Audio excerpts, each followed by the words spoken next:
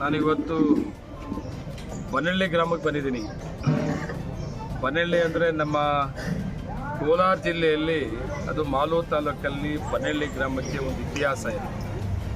ಏನ ಇತಿಹಾಸ ಅಂದರೆ, ಚಾಮುಂಡಿ ಬೆಟ್ಟ ಇದೆ.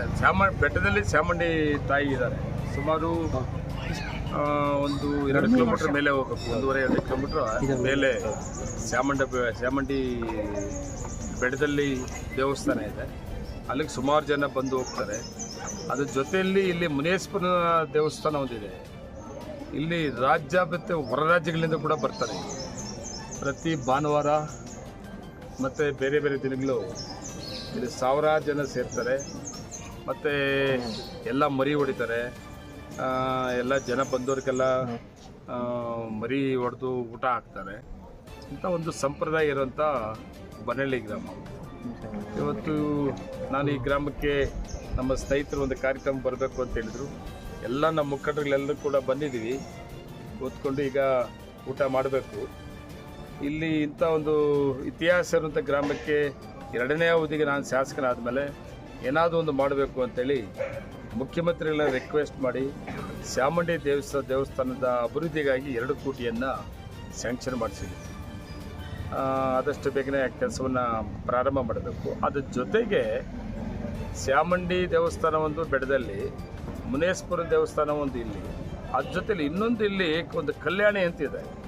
ಆ ಕಲ್ಯಾಣಿ ಇತಿಹಾಸ ಏನು ಅಂದರೆ, ನಾನು ಕೂಡ ಈ ಊರಿಗೆ ತುಂಬ ಹತ್ತಿರವಾದವನು. ನನ್ನ ದೊಡ್ಡಮ್ಮ ಇದೇ ಊರು, ನನ್ನ ತಾಯಿ ಊರು, ಅಕ್ಕ ಇದೇ ಊರು. ಹುಡುಗರೆಲ್ಲ ನಾವು ಹುಡುಗರಾಗಿದ್ದಾಗಿಂದ ಇಲ್ಲಿ ಬರ್ತಾಯಿದ್ವಿ. ಆ ಕಲ್ಯಾಣಿ ಇತಿಹಾಸ ಏನಂದರೆ, ಎಲ್ಲೇ ನೀರಿಲ್ಲದೆ ಆದರೂ ಸಹಿತ ಆ ಕಲ್ಯಾಣಿ ನೀರು ಕೊಡ್ತಾಯಿತ್ತು ಊರಿಗೆಲ್ಲ ಕುಡಿಯೋಕ್ಕೆ. ಅವಾಗ ಆ ಕಲ್ಯಾಣಿಯಿಂದ ನೀರು ಕುಡಿತಾ ಇದ್ದಿದ್ದು, ಎಲ್ಲ ಮನೆಗಳಿಗೆ ಆ ಕಲ್ಯಾಣಿಯಿಂದ ನೀರು ತಗೊಂಡು ಹೋಗ್ತಾಯಿದ್ದು ನನಗೆ ನೆನಪಿದೆ. ಅದಕ್ಕೂ ಕೂಡ ಆ ಕಲ್ಯಾಣಿ ಅಭಿವೃದ್ಧಿಗೆ 1 ಕೋಟಿ ರೂಪಾಯಿಯನ್ನು ನಮ್ಮ ಬನ್ನಳ್ಳಿ ಗ್ರಾಮದ ನಮ್ಮ ಲೀಡರ್ಗಳೆಲ್ಲ ರಿಕ್ವೆಸ್ಟ್ ಮಾಡಿದ್ರು. ಆ ಕಲ್ಯಾಣಿಗೆ 1 ಕೋಟಿ ಮತ್ತು ಚಾಮುಂಡಿ ದೇವಸ್ಥಾನದ ಅಭಿವೃದ್ಧಿಗೆ ಅಂತೇಳಿ 2 ಕೋಟಿ ರೂಪಾಯಿ ಈಗಾಗಲೇ ಸ್ಯಾಂಕ್ಷನ್ ಆಗಿದೆ. ಆದಷ್ಟು ಬೇಗನೆ ಕೆಲಸವನ್ನು ಪ್ರಾರಂಭ ಮಾಡಬೇಕಾಗಿದೆ ಅಂತ ಒಂದು ಪ್ರಸಿದ್ಧವಾದ ಈ ಬನ್ನಳ್ಳಿ ಗ್ರಾಮ. ಅದರ ಜೊತೆಗೆ ವಿಶೇಷವಾಗಿ ತಾಲೂಕಿನ ಅಭಿವೃದ್ಧಿ ಬಗ್ಗೆ ಎಲ್ಲ ವಿಷಯಗಳಲ್ಲೂ ಇದರಲ್ಲೂ ಮಾತಾಡ್ತಾ ಇರ್ತೀವಿ.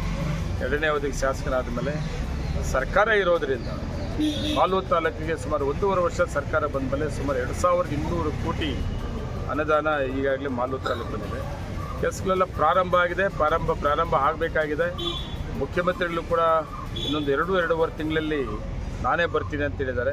ಒಂದು ಗುದ್ದಲಿ ಪೂಜೆ ಕಾರ್ಯಕ್ರಮ, ದೊಡ್ಡ ಕಾರ್ಯಕ್ರಮ ಇಟ್ಕೊಳ್ತಾರೆ. 2200 ಕೋಟಿ ಕಾರ್ಯಕ್ರಮಗಳನ್ನ ಗುದ್ದಲಿ ಪೂಜೆ ಕೂಡ ನಮ್ಮ ಮಾಲೂರಲ್ಲೇ ಒಂದು ದೊಡ್ಡ ಕಾರ್ಯಕ್ರಮ ಮಾಡಬೇಕು. ಮುಖ್ಯಮಂತ್ರಿ ಮತ್ತು ಉಪಮುಖ್ಯಮಂತ್ರಿ ಕರೆದು ಕೂಡ ತೀರ್ಮಾನ ಮಾಡಿದ್ದೀವಿ.